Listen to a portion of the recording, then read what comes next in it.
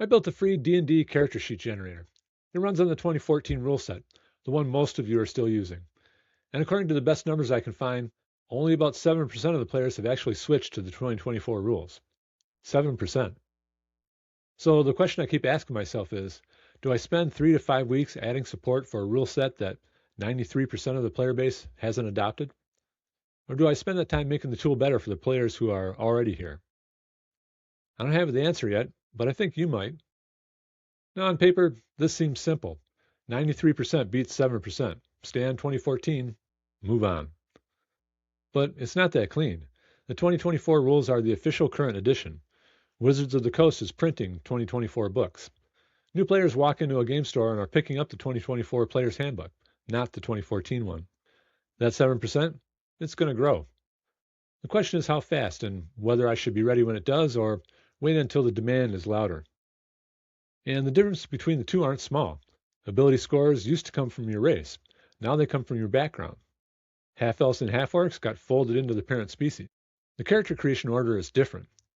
A 2014 character and a 2024 character are built from fundamentally different blueprints. This isn't a settings toggle, it's a significant chunk of new architecture.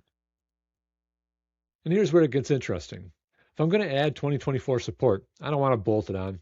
I want to build the system so the rule set is modular. So the tool doesn't care which rules you're using. Pick your edition, build your character, the engine handles the rest. And if I do that, if I build it right, then it's not just 2014 and 2024, it's any rule set. Which brings me to a question I didn't expect to be asking. What about 3.5? I've been playing D&D for 45 years. I played 3.5. I know you're out there. And I know Pathfinder's first edition was basically 3.5 with a fresh coat of paint. Same ability scores, same saving throws, same feat progression, same spell slots. If I build a 3.5 rule set, Pathfinder 1e comes almost for free.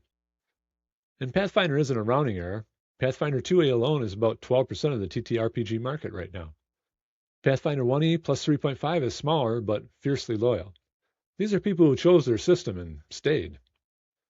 So suddenly the math looks different. It's not, should I add one rule set for 7% of players? It's, should I build an engine that serves all of them? But here's what I'm not going to pretend doesn't exist. I'm one developer. Every week I spend on rule set architecture is a week I'm not spending on homebrew system, the spell roller, maybe adding PDF export improvements, or the thing I'm building next that I can't tell you about right now. The tool works right now. It works well. People who use it spend real time in it and come back. The question isn't whether multi-rule set support would be cool. Of course it would be cool. The question is whether it's the most valuable thing I can build next, or whether the people already using the CSG would rather I make their experience better first. Now, that's a question I genuinely can't answer from my side of the screen. So I'm asking you, all of you, if you play 2024 rules, would you use the CSG if it supported your edition? Is that what's keeping you away?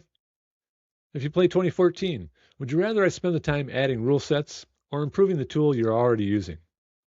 And if you play 3.5 or Pathfinder, honestly, I want to hear from you the most. Because if there's a demand I don't know about, that changes everything. So drop it in the comments. This isn't a poll for fun. This is going to decide what I build next. Well, the editions keep changing, but the tavern's still open. Pull up a chair and tell me all about it.